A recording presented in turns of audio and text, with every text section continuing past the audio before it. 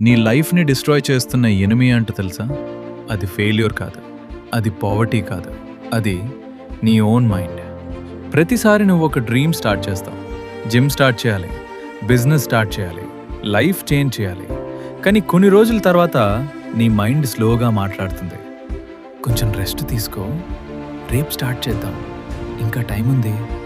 And slowly days months అవుతాయి, months years అవుతాయి. Dream అలాగే ఉంటుంది, కానీ నువ్వు మూవ్ అవ్వవు. కానీ ఒక డేంజరస్ ట్రూత్ తెలుసా? సక్సెస్కి బిగ్గెస్ట్ ఎనిమీ ఫెయిల్యూర్ కాదు, కంఫర్ట్. కంఫర్ట్ స్లో పాయిజన్ లాగా ఉంటుంది, అది పెయిన్ ఇవ్వదు, కానీ నీ ఫ్యూచర్ని సైలెంట్గా కిల్ చేస్తుంది. స్ట్రాంగ్ పీపుల్కి డిఫరెన్స్ ఏంటి తెలుసా? వాళ్ళు మోటివేషన్ కోసం వెయిట్ చేయరు, వాళ్ళు డిసిప్లిన్ చూస్ చేస్తారు, టైర్డ్ ఉన్న వర్క్ చేస్తారు, ఫియర్ ఉన్నా మూవ్ అవుతారు. బికాజ్ వాళ్ళకి తెలుసు ఫ్యూచర్ విన్నర్స్ ఇవ్వాల క్రియేట్ అవుతారు. సో ఇప్పుడు డెసిజన్ తీసుకో, కంఫర్ట్ చూస్ చేస్తావా లేదా గ్రోత్ చూస్ చేస్తావా?